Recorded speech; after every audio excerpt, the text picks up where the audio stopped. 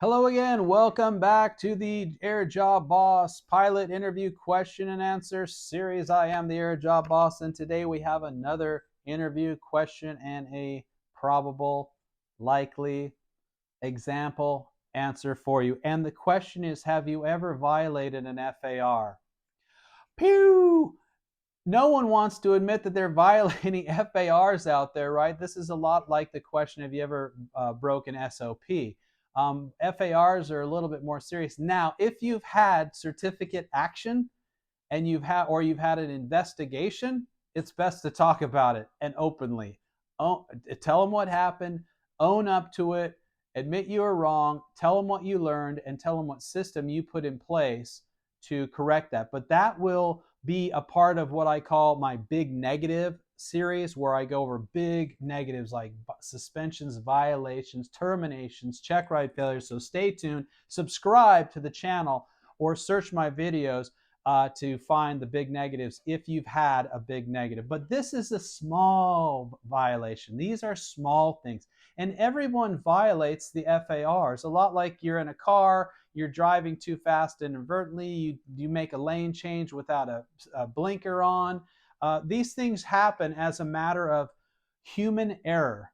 And to err is human, and you are going to be forgiven for that. But what the company that's interviewing wants to know is, are you aware of when you make a mistake?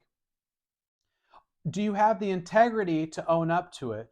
And did you put a system in place to prevent that error in the future? Right?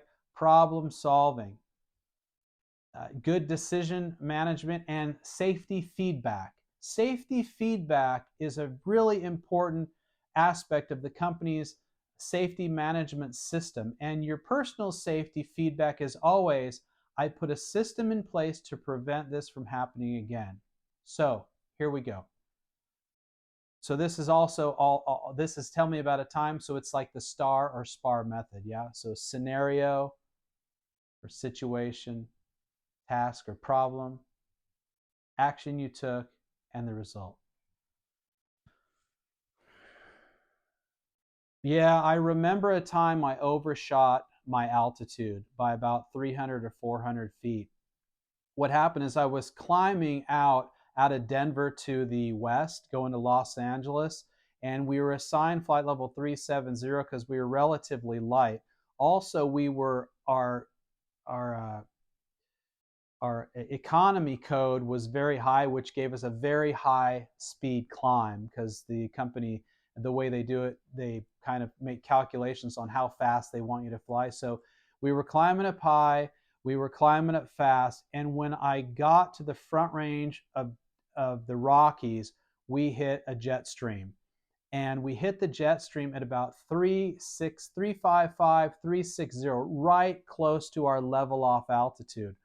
Well, the plane then gained a lot of airspeed right up to the barber pole, and the plane then pitched up to slow the airplane down, but it also captured altitude. And I disengaged the autopilot so that the airplane did not overspeed. Now, at that altitude, it is not a good idea to quickly reduce the throttle. So I had to gingerly reduce the throttle and slowly pitch down the aircraft. As a result, the airplane broke the 370 by about 374. I think it was 37350 or 3734, but it's about 350 to 400 feet. And I advised that moment, I advised the first officer, report to ATC that we're in a mountain wave and we've overshot our altitude and we're returning to 370, just in case there was other traffic nearby. But it's really wasn't any traffic on our TCAS and none on radio, so I didn't feel it completely threat, but that's beside the point. It is our responsibility to make that report to ATC, and we did so promptly. We had the aircraft's speed under control, and I re-engaged the autopilot and let it slowly descend back to flight level 370.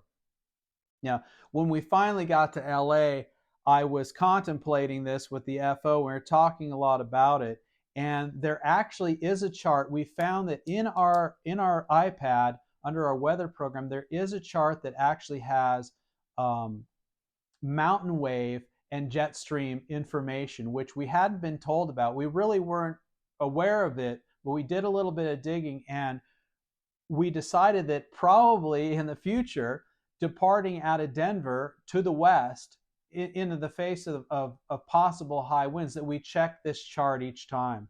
And actually, it just became a habit of, over the course of our trip, that we were checking this chart and other charts available that we'd never been instructed upon, but were there kind of as extra information that was defaulted in the program. So that's kind of the result of it. Is what good came about is we actually learned a lot more about it. But that was a time I violated the FAR. It was done unintentional, but it was really due to trying to prevent from exceeding a limitation. But when what I felt was important was making that notification to ATC. In addition, we are required.